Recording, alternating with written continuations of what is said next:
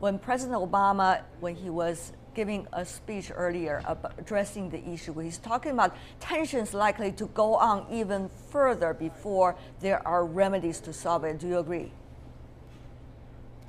I do. Unless we move to actually solve the problems, I would argue that it's really in our hands. If we allow the same challenges and problems that we are experiencing now to go on without change, quite frankly, many would argue that that is the clinical definition of insanity. Right. We want to see things improve. We want to prevent these kind of things from happening ever again. We must do something about it. Do something about it. What are the some things, sir, you have in mind? Very briefly, help us to understand. First, we've got to change the law itself. One of the things that Mr. Obama said was that we want to see the kind of conversations and discussions occur, but that has to lead to actual policy changes. Policy changes in how law enforcement interacts with local communities, policies that prevent the pull the gun out and shoot first, but actually give some oversight to police officers. They must be retrained on that policy, and then we must utilize the power of government to actually enforce those policies and demand accountability.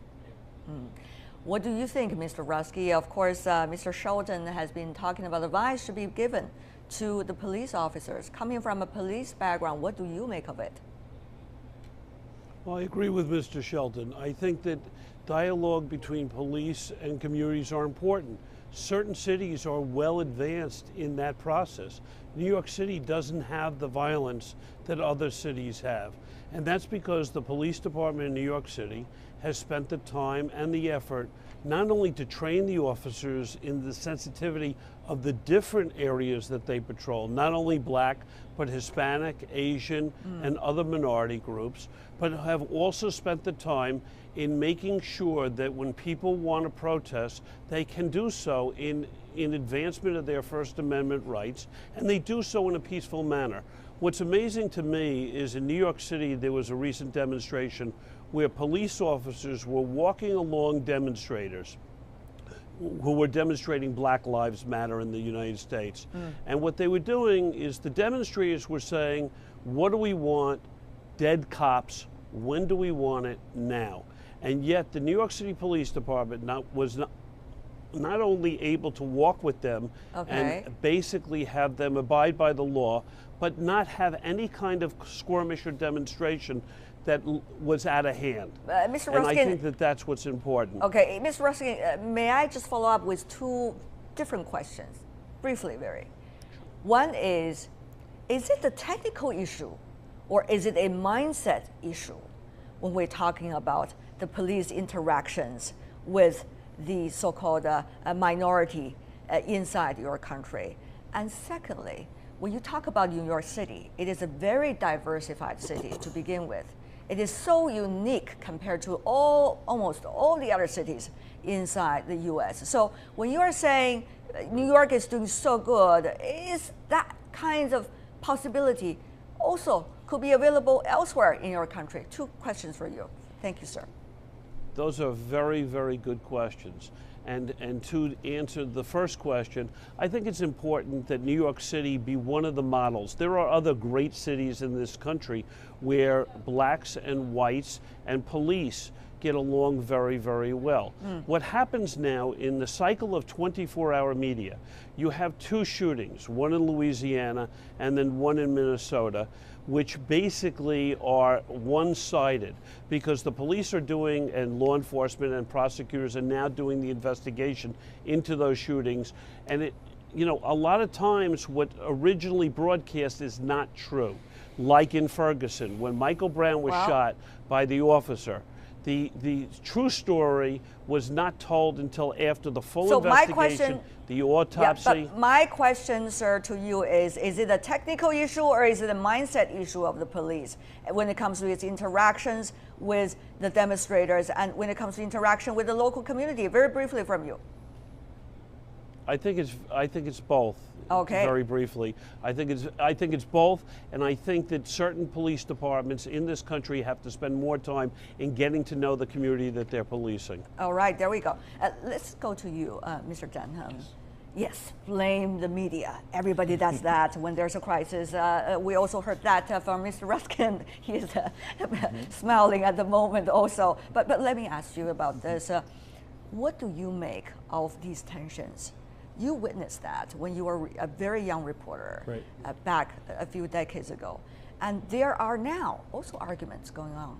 The police are saying we are being unjustly accused and also targeted. They were embattled. But the minority community, they're thinking, why did it take so long to solve these problems? We've already taken decades when it comes to racial tensions. So what do you make of the arguments coming from all sides? That can the current system be able to accommodate all of these demands and attitudes? I think change has to happen. Attitudes, I think, are the biggest challenge right now. I will say first, media is guilty of sensationalism. I think that, especially in the United States, the 24-hour news networks have just blown up stories and have tried to find the voices that are the most extreme. Okay, let's just imagine from tomorrow on, there's no media anymore. Okay. There's no media in the world. So will that tension be resolved? No, because I think that there is a real mindset issue in a lot of police departments. In Dallas, where I worked, where there was a lot of racial tension in the 1970s and 1980s, Dallas is one of the models for community policing, for police working with the community. If you saw before the shootings there, police were taking pictures with demonstrators.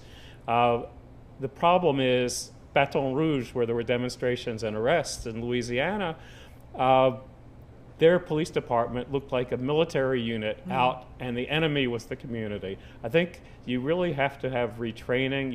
But you also have to have rules. You do have to have policy changes as well. I think the United States has come a long way. President Obama is right.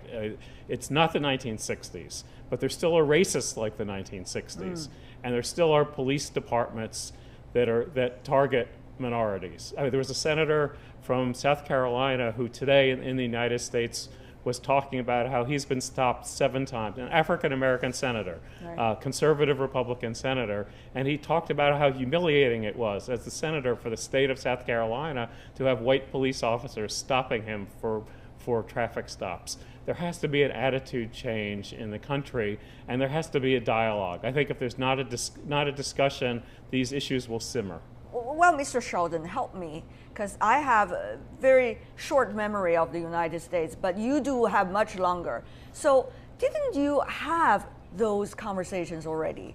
Back in the 60s, in the 70s, the civil rights movement, which has been advocated once and again every year being celebrated, where is those conversations? And what is the nature of the conversation you had, and what about the conversation you should have? No, very good. And certainly it begins with the conversation. One of the biggest problems we've had in this country, of course, is we've also lived in very segregated communities. So different perspectives develop, different points of view. So in essence, when we've talked about the issues and challenges of police brutality, racial profiling, and other issues and relations between the African American community and local law enforcement, they're issues that don't really get resolved. That is, the problems get laid out, the issues arise, but no major change is made. One of the big problems right now, and I agree that our country has moved forward in many ways, there's so much more that needs to be done. So as you think about things now, last summer we had some very high-profile police shootings. Even a 12-year-old kid playing with a toy gun shot in his chest by a police officer that arrived, and within 2 seconds arriving at that playground, decided that that toy gun was a real gun and killed the kid. In essence, we've seen other cases of unarmed African Americans in which this has happened. The more recent cases, again, are showing that disconnect between law enforcement officials and the people they're serving in the African American community. So you're right, the dialogue has to happen. The dialogue must lead to real policy change. The real policy change must be utilized to train police officers to do a better job, and those police officers then, based on that policy, have to be held accountable. We can do that if we have the will to do it. The research has been done, the data is available, and the anecdotes are horrifying. So in essence, we know that it can be done if we simply have the will to do it. Okay, because I'm coming from outside the United States. I see a crisis going on in your country, but at the same time, it is natural for me to look at your history. So Mr. Dunham, you also help me to understand this. What has been the nature of those conversations supposed to be about racial tensions or resolve racial tensions? Were they just about political correctness, or were they about really changing the mindset of every individual inside your country? Well, the words political correctness get me to react negatively. I know, I already saw that. Because it always means something that I don't agree with. I think yes, there are people who try to intimidate other people into not doing things for what would be supposedly politically correct. I don't think that's the problem. I think that a lot of demagogic politicians are using the term to try to silence people who disagree with them. The discussions you have to have are discussions like Tim Scott, the senator I talked about, was saying, and talking to other conservative Republicans, or Newt Gingrich, who's one of the people on the short list for Donald Trump for vice president, who inelegantly said that, quote, normal white people don't understand what happens to African American men. Yes, that is the kind of thing there has to be discussion. My wife is from Southeast Texas, which is an area where there is a lot of racial tension, and a lot of white people just believe that black people are different. We're all human beings. You have to start with an honest discussion. Right. I can see Mr. Denham already becoming very passionate at the moment he's talking, not as a journalist anymore. Right. But having said that, though, we see this passion and compassion about this issue, not just in daily conversations or on TV, but rather also among the presidential candidates. So what would that mean when the presidential campaign, a lot of that is seasoned by this issue? Right. And what would those rhetorics mean for the future direction of finding solutions to these issues? Well, Mr. Denham, very briefly from you. I'm not about to endorse any presidential candidate. I hope you're not here. But a lot depends on who's elected president. Hillary Clinton's slogan is "Better Together." Her whole idea is the togetherness. Donald Trump's campaign is appealing to a lot of disaffected white voters. So a lot will depend on who is president and then what they say as the leader of the country. All right, Mr. Ruskin, what do you make of a presidential campaign vis-a-vis what is going on, the racial tensions inside our country? Does it help, or is it likely to lead to even a worse situation, more tensions? It depends on which candidate you look at. If you look at Donald Trump, as Mr. Dunham just said, you know, you're looking at a man who is spewing rhetoric that is not helping the racial divides in this country. You look at someone like Hillary Clinton, where she's more looking to bridge those gaps. But, you know, to the point that was made before, you know, it depends on the area of the country that you're looking at in policing relative to these racial divides. When cops are going out and they feel like they have targets on their back, they are reacting appropriately to protect themselves, and maybe sometimes overprotecting. With 800 to 900,000 law enforcement officers in this country, you're dealing with a large population of law enforcement people. If you go to a demonstration and bottles and rocks and other debris is thrown at you, then police react accordingly with tear gas and riot gear accordingly. In Dallas, last week, they weren't wearing riot gear. They were wearing their normal uniforms because, as Mr. Dunham said before, the racial divides in Dallas have been diminished by the administration and by police training. Okay, we are seeing Mr. Ruskin really want to explain on the behalf of the police as to how they work. But Mr. Shelton, what do you make of it? The issue of race has once again become a very hot debated issue inside the presidential campaign. How is it likely to be politicized? And politicizing it, what does that mean? Oh, I think there needs to be more discussion within the political campaigns. I mean, keep in mind that as we're moving into the November election cycle, you have two distinctive political parties. Both parties are on their way to their national conventions. Next week, the Republicans will meet. And in addition to actually deciding who their nominee is to run for president as a Republican, they're also deciding what their policy agenda is. They're determining their platform. The Democratic Party will be doing the same thing the very next week.